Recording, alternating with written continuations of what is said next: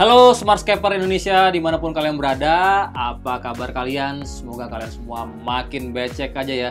Main air terus!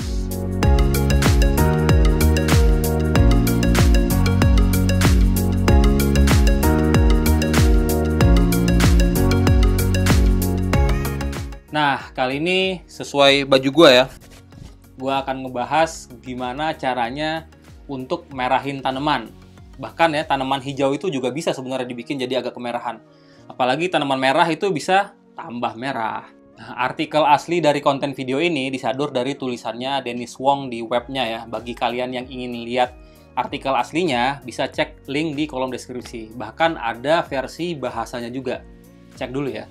Nah, tanaman merah yang dimaksud oleh si Dennis di sini itu adalah tanaman yang berwarna selain warna hijau ya. Jadi kalau kalian lihat gambar ini nih, tiap jenis tanaman itu akan memberikan rona warna yang berbeda-beda. Ada yang hijau terang, ada yang hijau gelap, hijau kekuningan, orange, merah, ungu, dan lain-lain.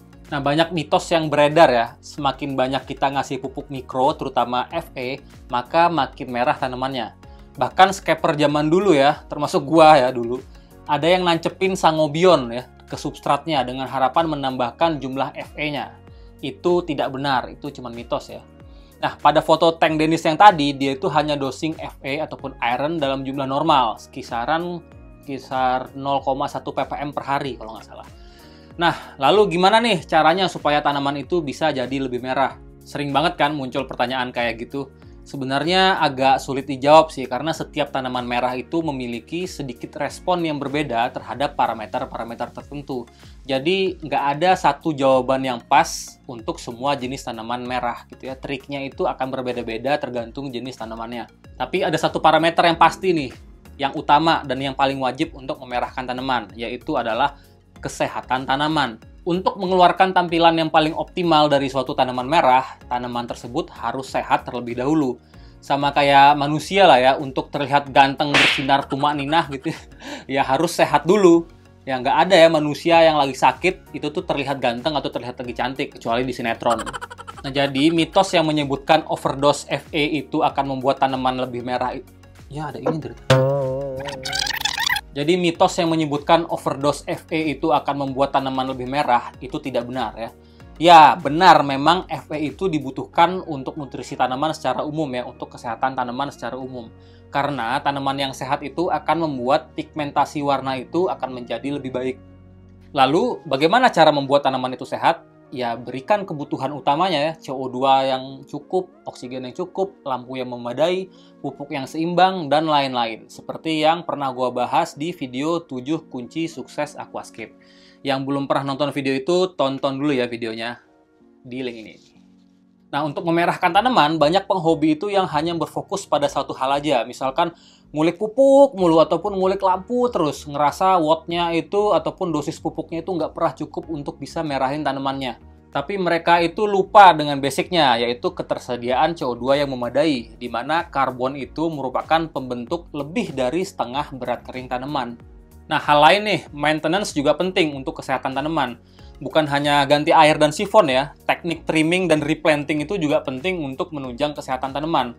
Karena pada saat tanaman itu udah terlalu padat ya, terlalu gondrong, artinya cahaya, CO2, dan nutrisi itu akan sulit menembus area yang padat tersebut. Sehingga harus segera di-trimming sebelum dia mulai melting atau mulai busuk ya. Oke, jadi yang utama kuncinya itu adalah di kesehatan tanaman dulu ya. Jika tanamannya udah sehat, baru deh kita bisa lihat faktor-faktor lain yang dapat menunjang pigmentasi tanaman itu menjadi lebih baik. Yaitu yang pertama itu adalah cahaya yang lebih tinggi, atau dalam hal ini lebih tepatnya adalah PAR yang lebih tinggi ya. Semakin banyak cahaya yang diberikan, maka pigmentasi tanaman itu akan semakin kuat. Namun hati-hati juga nih, karena semakin besar cahaya yang kalian berikan, maka semakin kecil juga ruang untuk melakukan kesalahan. Karena dengan sedikit kesalahan aja ataupun sedikit ketidaksetimbangan aja pada highlight, maka yang subur itu malah algae ya. Makanya kita kembali lagi ke awal tadi ya. Semakin sehat tanaman, maka akan semakin leluasa untuk kita memberikan cahaya yang lebih tinggi. Karena tanaman yang lebih sehat itu lebih kecil kemungkinannya untuk terserang algae. Jadi seberapa besar sih sebenarnya cahaya yang diperlukan untuk merahin tanaman? dengan par kisaran 100 mikromol ya di permukaan substrat ya dihitungnya, atau masuknya itu di super highlight. Itu sebenarnya udah sangat mencukupi untuk membuat tanaman itu menjadi merah merona. Nah, gimana kalau cuman highlight doang, Bang? Par kisaran 50-60 mikromol apakah cukup? Ya, sebenarnya sih semua jenis tanaman aquascape akan bisa tumbuh optimal pada par kisaran 50-60 mikromol ya. Tapi yang pigmentasi dan warna tanamannya itu bisa strong dan bisa bagus, itu akan hanya berada di kisaran permukaan air doang ya, yang semakin dekat ke sumber cahaya. Nah, sekarang coba kalian lihat gambar ini ya. Gambar sebelah kiri ini adalah Alternanthera renici mini yang ditumbuhkan pada par sekitar 100 mikromol. Udah merah banget kan? Nah, sedangkan untuk gambar yang kanan, untuk bisa menjadikan Proserpinaca palustris menjadi semerah itu, dibutuhkan cahaya yang jauh lebih strong ya. Mungkin bisa di atas 200 mikromol, bahkan mencapai 300 mikromol. Jadi artinya, minimal par yang dibutuhkan untuk membuat tiap jenis tanaman menjadi merah optimal itu berbeda-beda. Kebutuhan par itu berbeda-beda setiap jenis tanaman ya. Oke, berikutnya yang kedua, cara untuk merahin tanaman itu adalah berikan spektrum merah dan spektrum biru yang lebih intens ya, yang lebih tinggi. Sebenarnya ini memiliki dua efek ya, seperti pedang bermata dua, bisa menguntungkan dan bahkan bisa merugikan juga. Oke, gua bahas yang menguntungkan dulu ya. Nah, pada spektrum merah dan spektrum biru yang intens, yang tinggi, si cahaya itu dapat menstimulasi pigmen warna tanaman menjadi lebih baik ya. Artinya, warna tanaman itu akan menjadi lebih solid dan lebih cerah ya. Yang hijau jadi tambah hijau, dan yang merah menjadi tambah merah. Selain itu, secara visual, spektrum merah yang lebih tinggi itu akan membuat tanaman terlihat lebih merah oleh mata kita ya. Kenapa begitu? Ya, karena sejatinya setiap warna yang kita lihat itu adalah warna spektrum cahaya yang tidak terserap dan dipantulkan kembali ke mata kita oleh benda tersebut. Jadi semakin banyak spektrum merah yang kita berikan pada tanaman merah, maka semakin banyak pula yang tidak terserap oleh tanaman tersebut. Ya, akhirnya si spektrum merah tersebut dipantulkan lagi ke mata kita, sehingga tanamannya akan terlihat lebih merah secara visual. Nah, disinilah letak pedang bermata duanya ya. Kalau kita terlalu banyak memberikan spektrum berwarna merah, maka warna tanaman itu akan terlihat fake, terlihat palsu ya merahnya. Merahnya itu lebay. Bahkan tanaman yang harusnya hijau pun akan bisa terlihat kemerahan di bawah spektrum merah yang berlebihan. Lalu kombinasi spektrum yang cocok dan balance, yang seimbang itu kayak gimana, Bang? Nah, perihal ini sebenarnya udah gua bahas di video 7 kunci sukses aquascape ya. Tapi nggak apa-apa, gua ulang sedikit ya. Kalau kalian lihat gambar ini adalah spectral distribution dari LED putih 6500 Kelvin. Sebenarnya LED putih ini udah sangat cukup untuk menumbuhkan tanaman dengan baik. Namun, untuk menghasilkan pigmentasi warna yang lebih strong, terlihat di sini spektrum merahnya sangat kurang. Sehingga butuh kita tambahin. Dari mana? Ya dari LED spektrum merah, atau kalau gua sih lebih suka dari LED warm white kisaran 2700 sampai 3200 Kelvin. Kenapa? Ya karena dari warm white ini warna merahnya dominan, warna hijaunya cukup tinggi, dan birunya juga ada, sehingga saat kita kombinasikan dengan LED putih dengan perbandingan 50-50 ya misalnya, hasilnya itu akan balance antara spektrum biru dan merah untuk tanaman, dan spektrum hijaunya juga ada untuk mata manusia, untuk kita menikmati warna tanaman tersebut. Namun jika kombinasi 50-50 ini kalian kurang suka ngelihatnya ya, karena ronanya itu jadi agak kekuningan untuk sebagian tanaman, maka LED putihnya itu bisa ditambahin lagi sampai perbandingannya menjadi 60-40 ataupun 70-30. Nah, kalau kombinasi RGB white gimana, Bang? Ya, menurut gua sih bagus-bagus aja, tapi menurut selera gua nih ya, kebanyakan LED RGB white itu kayak misalkan dari Chihiros ataupun Twin Star, itu warna hijaunya itu agak over sehingga terlihat agak fake ya, agak palsu hijaunya. Bisa dilihat pada foto yang ini nih. Kalau lihat sebelah kanan itu tuh pakai LED putih saja dan sebelah kiri pakai kombinasi LED RGB white. Nah, sekali lagi ini masalah selera ya, dan setiap mata orang itu juga memiliki kemampuan berbeda-beda dalam menerima spektrum cahaya tertentu. Jadi ya wajar aja seleranya jadi berbeda-beda. Dan spektrum hijau ini sendiri sebenarnya sedikit sekali digunakan dalam fotosintesis. Dan malah kalau terlalu berlebihan bisa digunakan oleh golongan red algae kayak BBA ya. Jadi ya gua lebih milih cara yang lebih simpel aja sih, pakai LED putih kombinasi dengan LED warm white. Nah, cara berikutnya untuk membuat tanaman itu menjadi lebih merah adalah dengan membatasi nitratnya. Nah, gimana maksudnya? Gini, seperti yang kalian ketahui ya, nutrisi makro itu utamanya adalah dari N, P, dan K ya, nitrogen, fosfat, dan potasium. Di mana nitrogennya ini pada pupuk cair itu biasanya didapatkan dari nitrat alias dari NO3. Nah, untuk membuat tanaman merah menjadi lebih merah, bahkan kadang tanaman hijau tertentu juga bisa ikutan mengeluarkan rona merahnya ya. Maka dosis nitrat di air ini dibatasi maksimal hanya 5 ppm aja. Bahkan untuk tanaman tertentu seperti Rothalahara dibutuhkan sampai 0 ppm nitrat. Bisa kalian lihat pada foto ini ya. Sebelah kanan ini adalah foto Rothalahara yang ditumbuhkan pada nitrat 5 ppm. Dan sebelah kiri adalah Rothalahara juga yang ditumbuhkan dengan nitrat 0 ppm. Keduanya padahal ditumbuhkan pada lampu yang sama. Warnanya sangat berbeda kan? Nah, kenapa hal ini bisa terjadi? Gini, dengan kurangnya asupan nitrogen, membuat tanaman tertentu itu menunda perkembangan klorofilnya ataupun zat hijau daunnya ya, sehingga memungkinkan untuk tanaman-tanaman ini untuk tumbuh lebih merah. Tapi ya, cara pembatasan nitrogen ini hanya bisa berhasil pada tanaman-tanaman tertentu saja, seperti kayak Rothala rotundifolia dan beberapa variannya ya. Dan tanaman-tanaman lain yang akan gue jelaskan lebih banyak, lebih detail nanti di akhir video. Lalu gimana caranya Bang untuk ngebatasi nitrat? Pupuk kan udah segitu nitratnya, udah dikasih segitu dari pukcir. Ya, kalian harus dosing pukcirnya menggunakan metode EI ya, atau Estimative Index ya, yang dosing masing-masing unsur tuh ya. Atau bisa juga kalian gunakan pukcir yang misahin antara N, P, K, dan mikronya ya, yang masing-masing unsurnya terpisah. Jadi ya, dosis N-nya tinggal dikurangi ataupun dosisnya dihentikan sama sekali untuk melimitasi jumlah nitrogen di kolom air. Loh, kalau kurang nitrat, ntar tanamannya kerdil dong Bang. Ya betul, itu kalau kurang nitrat di air dan juga di substrat. Yang gua maksud di sini adalah pembatasan nitrat pada kolom air. Sedangkan pada substrat, nitratnya itu harus masih mencukupi ya untuk menghindari tanamannya itu menjadi kerdil ataupun stun. Makanya nih, penggunaan substrat yang kaya nitrat seperti kayak dari Ultimate Soil ini sangat dianjurkan pada metode pembatasan nitrat ini. Bahkan ya, beberapa penghobi itu masih harus menancapkan pupuk tancap, nambahin pupuk cep ya, untuk menyuplai kebutuhan nitrat tanaman dari substrat. Tapi gue harus bilang di awal nih, gue harus wanti-wanti dulu. Kalau cara pembatasan si nitrat ini sangat tidak rekomen buat kalian yang belum betul-betul mengerti mengenai pupuk dan kebutuhan tanaman. Karena ya, tidak semua tanaman itu bisa hidup pada nitrat yang sangat rendah atau bahkan pada zero nitrat ya. Seperti komennya Tombar berikut ini nih.